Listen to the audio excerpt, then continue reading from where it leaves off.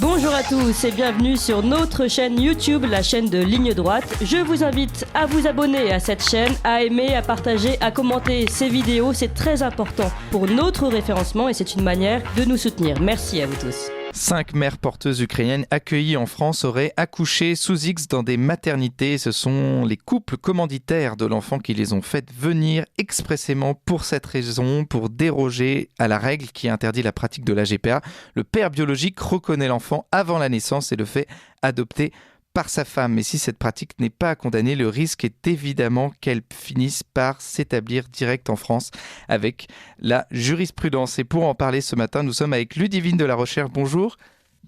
Bonjour. Vous êtes présidente de la Manif pour tous. Est-ce que vous pouvez nous expliquer à nos auditeurs qui ne seraient pas au courant, est-ce que vous pouvez définir ce qu'est la GPA ? Alors, la gestation pour autrui, c'est le fait de faire inséminer une femme avec un embryon conçu en fécondation in vitro, donc avec les gamètes généralement d'une autre femme, les ovocytes, du sperme du conjoint, ou de l'homme ou de l'un des deux hommes du couple. On insémine une femme et elle va faire grandir en son sein maternel cet enfant jusqu'à la naissance. Et à la naissance, il est convenu qu'elle livre cet enfant au commanditaire, généralement contre rémunération, contre indemnisation ou surtout rémunération. Et on rappelle que donc cette pratique est interdite en France. Et est-ce que vous pouvez nous décrire par quel procédé ces mères porteuses ukrainiennes dérogent-elles à la loi aujourd'hui en venant accoucher en France ? Alors, effectivement, la GPA est interdite en France. Malheureusement, elle n'est pas interdite aux Français. Enfin, il n'est pas interdit aux Français d'aller à l'étranger, dans les pays où c'est légal, pour commander une GPA. Et nous avons affaire, en l'occurrence, à des personnes ou des couples, parce que ce sont aussi des femmes, des hommes seuls parfois, qui sont allés commander un enfant en Ukraine. Et puis la guerre a éclaté pendant la grossesse de la mère porteuse. Et inquiets de ne pas pouvoir récupérer l'enfant commandé avec le contexte de guerre, ce sont des personnes qui ont fait le choix de faire venir la mère porteuse en France. Et ils l'ont expliqué, c'est par égard, par inquiétude pour l'enfant. La mère porteuse, jamais ils n'en disent un mot, ça leur est tout à fait égal. Et le problème qui se pose, c'est que et tous les autres couples ont laissé les mères ukrainiennes en Ukraine dans leur pays parce que en Ukraine, il y a la possibilité d'effacer la mère porteuse de la filiation de l'enfant et de la remplacer tout de suite par l'époux ou l'épouse du père biologique. Et pour cette raison-là, la plupart des clients ont laissé les mères porteuses à Kiev jusqu'à la fin de leur grossesse. Elles avaient même l'interdiction d'aller se réfugier en Pologne. Et puis là, ce sont des couples qui ont décidé de faire venir ces mères porteuses en France, en sachant qu'en France, c'est absolument illégal et il n'est pas imaginable, en principe, d'effacer la mère porteuse de la filiation et de faire inscrire l'époux, ou le conjoint ou la conjointe du père biologique. Et donc, comme vous le disiez, en effet, là, ce sont des personnes qui comptent faire accoucher ou qui ont fait accoucher sous X la mère porteuse, ce qui est absolument fictif, puisque eux savent très bien qui est la mère. Le père biologique, lui, peut se faire inscrire comme le père, il peut reconnaître l'enfant, et puis ensuite, la conjointe ou le conjoint adopte l'enfant c'est une loi qui vient d'évoluer il y a tout juste quelques semaines. À la fin de la session parlementaire, on a ouvert l'adoption aux couples non mariés et donc pacsés, concubins ou mariés, mais ça c'était déjà le cas, on peut adopter dans ce contexte-là.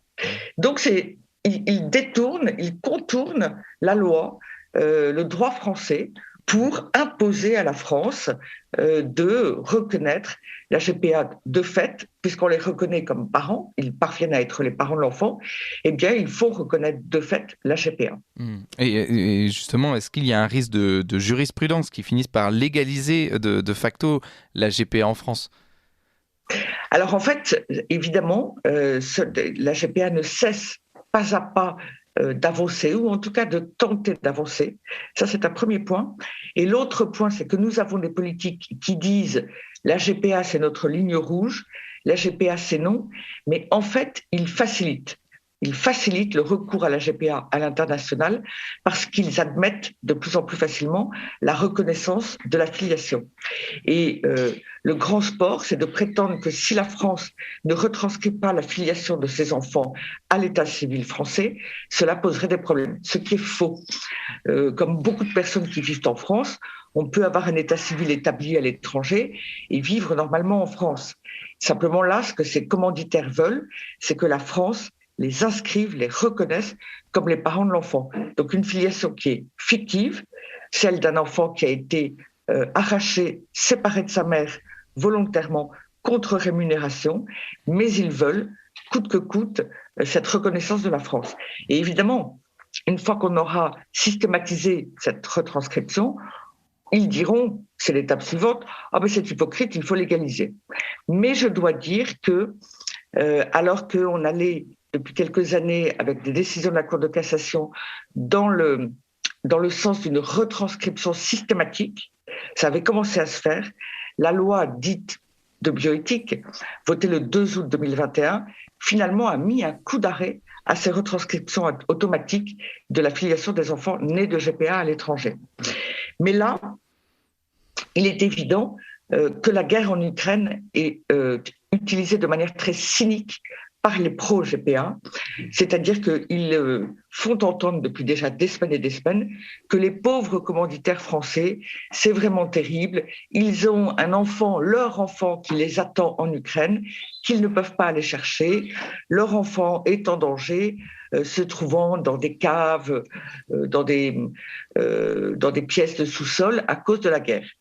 Et on fait pleurer dans les chaumières, sans que personne, en général dans les médias, ni les journalistes, ni les clients, ni les commentateurs ne disent un mot des mères porteuses, que l'on met évidemment en danger, même en danger de mort.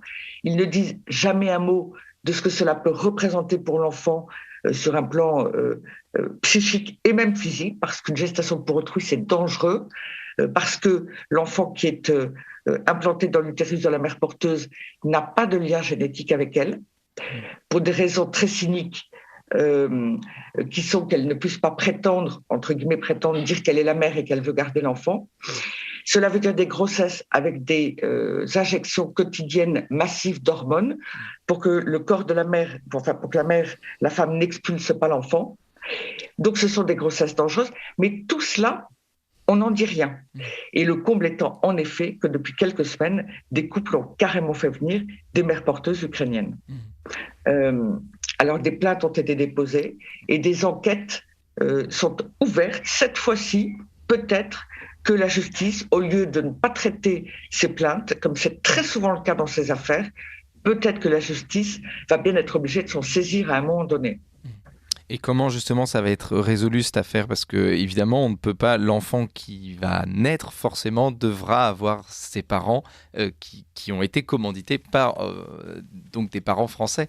Comment faire? Alors peut-on qualifier de parents des personnes qui ont arraché un enfant à sa mère?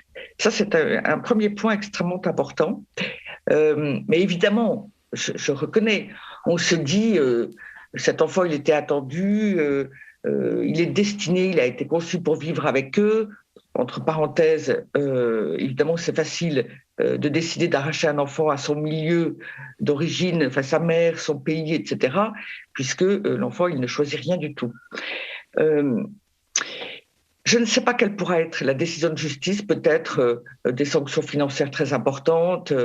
Il y a deux choses. En matière de GPA, quand on se pose cette question, on se dit et on entend « Ah mais les parents ne peuvent pas aller en prison puisqu'ils ont un petit bébé ». Mais un criminel, un délinquant qui commet n'importe quel autre acte, s'il a une peine de prison, il l'applique, elle est appliquée, en théorie, en France elles ne sont pas souvent appliquées, mais elle est applicable même si la personne a un enfant, y compris un enfant en bas âge.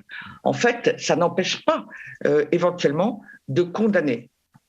Ça, c'est un premier point qu'il faut tout de même soulever, c'est que qu'on ait des enfants ou pas, ça ne change pas la décision de la justice face à un délit ou à un crime. Et l'autre volet de l'affaire, c'est que, par exemple, en Italie, les enfants nés de GPA, quand ça a été repéré comme tel par la justice, sont confiés à l'adoption. Et je vous garantis qu'en Italie, il n'y a pas de recours à la GPA. Il y a eu des affaires qui ont créé des grandes polémiques. Il y a eu des plaintes à la CEDH contre l'Italie. L'Italie, il y a quelques années, a perdu contre la CEDH, puis en appel a gagné. Donc, elle a la possibilité, l'Italie, parce qu'elle a été beaucoup plus ferme, de confier ses enfants à l'adoption. Et de fait, il y a des couples infertiles, des couples qui attendent d'avoir un enfant, qui sont prêts à accueillir un enfant. Et en fait, je sais que l'idée ne m'est pas forcément à l'aise, mais elle comble un couple.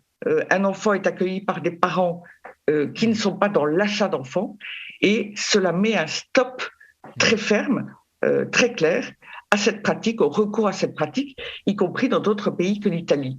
Eh bien, si vraiment nos dirigeants étaient opposés à la GPA, comme ils le disent, ils prendraient des mesures, comme on sait parfois le faire dans d'autres domaines, beaucoup plus fermes et qui pourraient mettre un stop à cette pratique. Et puis évidemment, il faudrait aussi que la France prenne un ensemble de mesures, comme l'interdiction pour les Français d'aller même à l'étranger pour faire une GPA. Et il y aurait bien des mesures à mettre en œuvre pour lutter contre ce trafic d'êtres humains.